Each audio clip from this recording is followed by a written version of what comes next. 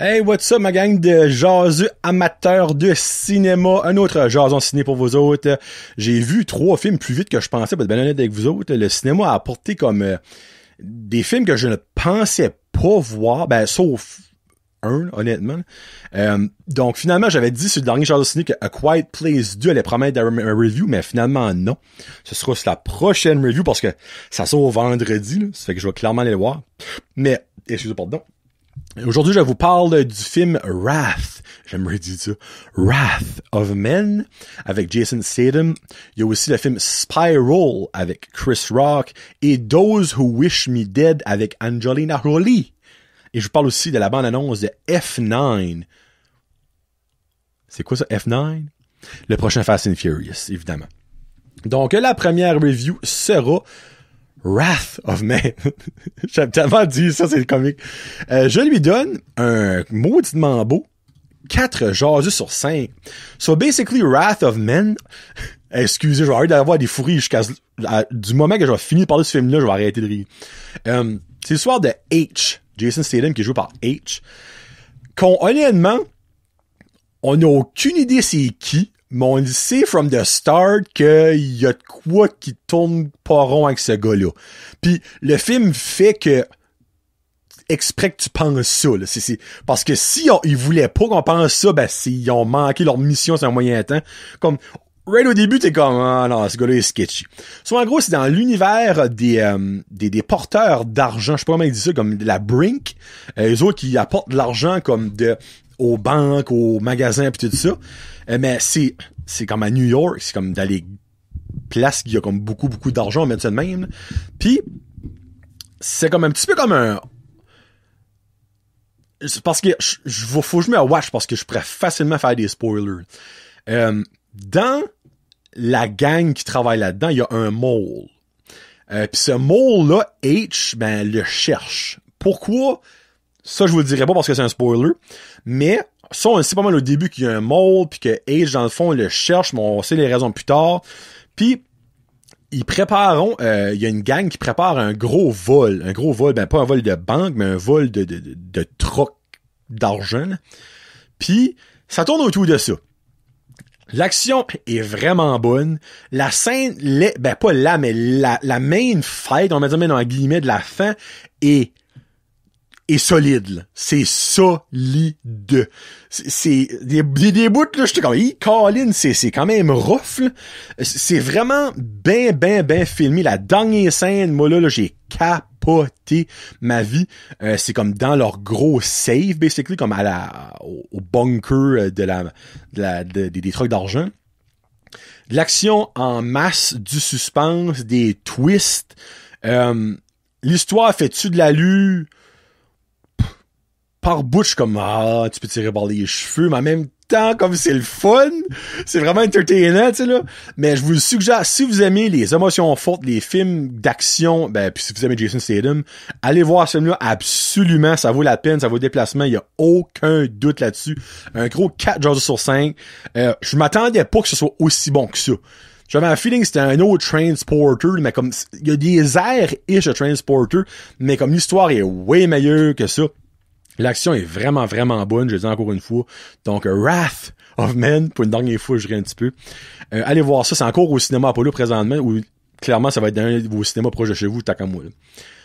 Prochain film, Spiral. C'est-tu une fois? Oui, Spiral. Hein. Je lui donne un correct 3 jaseux sur 5. Spiral, dans le fond, c'est une sequel des films de Saw. Il y a eu 7, je pense, des films de Saw. Le premier était excellent, après ça fait de même.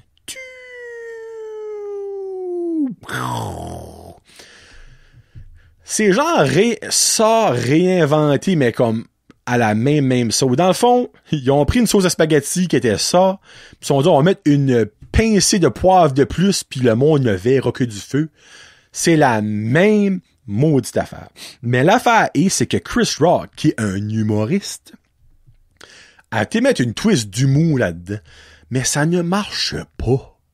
Mais comme pas pantoute. Les jokes sont soit pas drôles ou des typical jokes comme il va dire nigger par bout, tu sais, comme parce que tu sais, je dirais toutes les noirs abusent des jokes de nigger Comme, puis moi, je trouve ça comme, tu sais, on a plus le droit de dire ce mot-là, mais eux autres ont le droit de le dire, mais ils n'abusent, puis comme lui, il va encore dire ça, je suis comme, quand il l'a dit la première fois, je suis comme, ah, comment, pourquoi? On est en 2021, passe à d'autres choses. Puis, Samuel L. Jackson est là-dedans, c'est le père de Chris Rock, ben dans le fond, dans le film, là. Puis, Samuel L. Jackson, je n'ai pas fait de recherche approfondie, mais y a-tu un film dans sa carrière que Samuel L. Jackson a pas dit motherfucker? Encore une fois, dans Spiral, you motherfucker, il dit toujours ça dans tous les films, que ce soit le casting que vous voulez, il dit toujours au moins une fois dans le film motherfucker. Puis il a encore, comme quand il a dit, je m'ai crampé de rire, j'avais l'air d'un innocent dans le cinéma. Comme, parce que, clairement, il y a peut-être du monde qui ont pas vu beaucoup de films de Samuel L. Jackson, pis c'est comme, pourquoi ce qu'il rit? Ben, je suis comme, non, tu sais, pis c'est des jokes comme, pas rapport, tu sais. Pas nécessaire. Il y a des poppies de trappe à la sorte. Il y en a une, vous savez comment on jette ça au Dollarama? C'est des espèces comme d'affaires en plastique, comme twirl, puis tu rentres tes doigts, mais tu restes pris. Il y a une trick genre de là-dedans, une trappe, que c'est ça. C'est solide. Moi, je regarde ça, je suis comme, il calasse. Je verrai plus jamais si tu jouais de la même façon. Puis quelque chose que j'ai vraiment pas aimé, c'est que après, et là, je niaise pas, là, ok? Après 15 minutes, je pouvais déjà vous dire qui était le Big Bad, le tueur là-dedans. Parce qu'il y a une phrase qui a été dite par cette dite personne-là, qui, selon moi, aurait jamais dû être dit, et qui a tout volé le punch. Puis turn out qu'à la fin de ça, on a toujours un gros récapitulatif de comme, ok, ouais, il a fait ça, ben, vraiment, il voulait faire ça, puis, tu sais, vous comprenez le concept, là? Puis, on voit ce bout de phrase-là qui dit à la fin, c'est ben, il aurait pas dû dire ça a volé le punch, puis tout le long, je suis comme, cette personne-là, c'est le tueur. Même un bout, cette personne-là crève, je suis encore, non. Pas mort, c'est le tueur, c'est sûr. Comme de fait, à la fin, c'est ça que c'était. Puis j'étais déçu. Je suis comme, ah non, ils ont pas pu me pogner, ils ont pas eu de twist avec moi. Ça va marcher. Sur 1-3, les trappes sont bonnes. Honnêtement, je t'ai donné un 2.5. Mais après ça, c'est quand même un entertainant. Puis garde, c'est seté up à 100 000 à l'heure qu'il va y avoir une suite. Là, comme, ça peut pas être plus flagrant que ça. La manière ça finit, là, c'est en tout cas. Il va y avoir une suite, c'est sûr. C'est quand même un 3. C'est vraiment un low 3. C'est genre comme un 2.6 que j'ai arrondi à 3, là, de même. Ça mérite-tu d'être vu, peut-être pas au cinéma. Attendez que ça sorte sur Netflix ou whatever que ça va sortir, ou en vidéo. Là. Mais si vous aimez les films dégueulasses, vous allez être servi à souhait parce que c'est dégueulasse à souhait. On va mettre ça de même. Et je finis ça avec la review du dernier film de Angelina Jolie, Those Who Wish Me Dead. Je lui donne un 2.5 genre sur 5. Là, j'ai été déçu. J'étais voir ça avec Frédéric, mon buddy de film. Par où commencer? So, basically, Those Who Wish Me Dead, c'est savoir des personnes qui combattent des feux de forêt. Puis elle, Angelina Jolie, est une combattrice, on va dire un mot, de feux de forêt. Puis ben il y a quelque chose qui est arrivé qui l'a comme traumatisé. Fait qu'ils l'ont mis dans les high towers. Dans le fond, les high towers, tu calcules comme la direction du vent, comment fort que les vents sont, s'il y a des précipitations, s'il y a des orages qui s'en viennent, si tu peux spotter des feux au loin. Dans le fond, c'est comme des guarded towers, mais comme pour les personnes qui éteignent les feux de forêt. Puis ben, il y a un petit gars qui est perdu dans le bois pour une X raison que je ne vous dirai pas parce que ça va genre donner un petit punch. Puis elle le retrouve et ils décollent sur une quest. Il y a des méchants qui sont après eux autres. Il y a quand même un solide de casting quand tu gardes ça de même. Moi, j'étais comme frig. C'est comme surprenant qu'ils ont un gros casting de même, mais que le film est vraiment alright. So, il y a Angelina Jolie, il y a Nicholas Hoult, John Burtnall, Aidan Gillian, il y a Tyler Perry, il y a aussi Tory Kittle, je sais pas s'il y a beaucoup de monde, moi je sais pas, j'ai écouté des émissions avec lui, là. Mais, le film, comment je peux dire ça? C'est entertainant, mais si tu t'arrêtes au détail, c'est un désastre, ok? Il y a un bout, il y a des méchants qui craignent un shotgun, tu le vois, il y a une petite coupure ici, une petite affaire de sang, change de plan, ça va sur un autre gars, revient sur lui, il y a tout le beau de la face défaite comme ça fait manger par un ours. Où ça arrivé? Je ne sais pas. Il y a un autre bout, Angelina Jolie saute de l'eau. Elle a une coupure l'autre bord du front. Ce qui saigne pas. Prochaine scène, elle a la face remplie de sang. Des coupures qui étaient pas là. Qu'est-ce qui s'est arrivé? Je ne sais pas. Il y a comme une demi-heure. Mais, regarde, ça, là, le film est 1 heure. C'est pas que c'est relevant, là, mais le film est 1h40, ok? C'est à bord des feux de forêt. Il y a, la fin, c'est comme une demi-heure, là. Ils sont dans un énorme feu de forêt, ils se chassent là-dedans. Pas une fois dans tout le film, il y a quelqu'un qui a toussé. Ils ont pas de masque, là. Ils n'ont pas de masque, là. Wide open, les poumons à l'air, comme on dit. Pas une fois, il y a quelqu'un qui a toussé. Moi, j'écoutais ça, je suis comme, ils vont tousser. Ah non, là, il va tousser. Non. Ah là, c'est sûr qu'il tousse là. J'ai fini le film, je disais à Fred, as-tu remarqué de quoi? T'es comme, c'était pas bon. Je suis comme, oui, ça, mais... Ils ont pas toussé une fois. T'es comme, Fred, t'as raison. Comme, c'est irréaliste, là, comme, moi... Je fais brûler du bacon à la maison, je choque ma vie. Et dans Christy de feu de forêt, il y a de la cendre qui passe partout, des brindilles de feu, de la boucane. Il y a personne qui tousse. Moi, je trouve ça terrible. Puis il y a un bout, à la fin, il y a quelque chose qui arrive. Ça peut pas être la scène la plus moins claire de l'histoire du cinéma. C'est comme... Il est-tu correct, lui? Il est-tu mort? Il est-tu en vie? Comme, va-tu parler ou il est pas là? Tu sais jamais. Puis le film finit, me semble, pack. Il manque des bouts. Comme, il y a des choses qui n'ont pas été éclaircies. Puis il n'y aura pas tout de suite à ce film-là, là. Je vous enseigne un papier, là.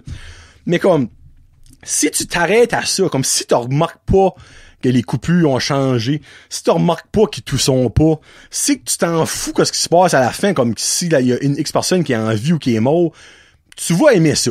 Comme, s'il y a des bouts, j'étais comme, oh, c'est comme stressant, ça. Il y a un autre bout, ça, faut que je vous le dise. La femme d'un gars s'en va d'un feu de forêt, ok? C'est la scène la plus inutile de l'histoire du cinéma. Elle rentre dans sa grange. Dans sa grange, là, la caméra va sur un 4 roues. Passe à un motocross. Va sur un cheval. On tourne sur la femme. Je répète, elle s'en va d'un feu de forêt, là. Tu sais, blazing fire dans le bois, dans les roches. T'as un 4 roues, t'as un motocross. T'sais, motocross, clairement, c'est peut-être pas la meilleure option. Après le cheval. Ben oui. Après le cheval. Vous direz pas quoi ce qui arrive, mais après un cheval. Colon, comme, juste prends le 4 roues, monte pas cette scène de 30 secondes là, fais juste que la femme décolle en 4 roues, pis on finit là. Mais là, vous êtes comme, moi, tu te bâches ça, pis tu dis un 2.5. Oui, parce que moi, je suis piqué, je suis faussé. Si tu t'arrêtes pas à ça, tu vas aimer ce film-là. Ça va probablement donner un 3, 3,5, tu sais, give or take. Ben, je peux pas passer par-dessus ça, parce que c'est pas bon, ces bouts-là. C'est mal fait, c'est mal produit, c'est mal monté. Comme le plot, il y a plein de plot twists, il y a plein de plot holes, pas de plot twists, si moi. Plot holes, comme, c'est pas bien fait, c'est pas un bon film, mais c'est quand même entertainant par bout. Fait que je donne 2.5. C'est peut-être contradictoire, comme je viens de dire là, mais écoutez-les peut-être, comme, mais formez votre tête pour les défauts parce que vous allez chavirer. Il y en a plein. Comme, le whole but du film, on ne connaît pas la raison. Ça finit de même. J'ai comme, Christy! Moi, quand j'écoute une game de hockey, je veux savoir le pointage final, mais là, c'est comme si il y a une game de hockey, tu sais pas ce qu'il y a les points, pis personne n'en parle. T'écoutes Sport 30, t'écoutes n'importe quel TSN, ESPN, y'a personne qui dit comment ça finit. Je sais pas, à chaque fois, je me dis avec ça. C'est ça que c'est pas une review comme de film extraordinaire autre que Wrath of Man. Mais bon, c'est ça que c'est. Ça là, F9. F9, c'est la trailer que je vous parle de. F9, c'est quoi? Ben, c'est Fast and Furious 9. Puis dans celui-là, t'as toute la gang qui est de retour, ben, sans Paul Walker, évidemment, qui est mort, là. Hein? Ben, malgré qu'ils vont probablement trouver une manière de le mettre CGI quelque part. Je peux voir ça venir à 100 000 à l'heure. Trailer, ça a de l'air mental, il y a de l'action, il y a des scènes de chars folles, ça a de l'air retardé. Ils s'amusent avec des magnets géantes dans une ville. passons des chars à travers des buildings, tac, avec les magnets, c'est retardé. Puis le bout de la marde, ils s'en vont dans l'espace. Ben oui, fallait qu'avant la fin de Fast and Furious, ils s'en vont dans l'espace, ça fait foutre Saint-Ciel. Là-dedans, basically, c'est Dom Toretto, a.k.a. Vin Diesel, qui rencontre son frère, a.k.a. John Cena. Grosse fête, grosse mort. T'as Han qui est mort dans Tokyo Drift qui arrive back. T'as Ludacris, t'as Tyrese, t'as Michelle Rodriguez, t'as Helen Mirren là-dedans, t'as Kurt Russell, t'as Charlize Theron. Nommez-les, sont là. Ça va faire des millions puis des millions box-office. Ce film-là, tu rentres dans le cinéma, mets ta brain off, tu vas chavirer, mange ton popcorn, bois ta liqueur, tu vas sortir là, tu vas dire, ça, ce film-là, t'es mental, alors mets ta brain on, tu vas être comme, ben oui, ça faisait pas d'allure. That's it. C'est le même que c'est. Mais ça a de l'air bon. Je vais aller le voir, c'est sûr. Mais après, l'espace, parce qu'il va en avoir un dixième, ça fait de dernier, là. Ils font eux autres une décennie, là. Après l'espace, où est-ce que Chris, tu veux y aller? Time travel? Chez moi que l'aurait dit en premier site. Time travel, Fast and Furious 10. Et voilà. Bon, prochaine review sera garantie d'avoir A Quiet Place Part 2 et aussi Cruella avec Emma Stone, qui est clairement pas un film pour les enfants. Hein, c'est un film de Disney, mais non, c'est pas un film. Le film est 2h20. Rate là, c'est pas pour les enfants. Et le film est très dark. Pas besoin d'en faire. Mais ça va être sûr, ça va être dessus la prochaine review et un autre film. C'est John Lajazu pour Jason Ciné. Allez au cinéma, allez supporter votre cinéma local, c'est très important parce que sans cinéma, mauditement, ça va être plate. Sur ce, peace out, #cinéma.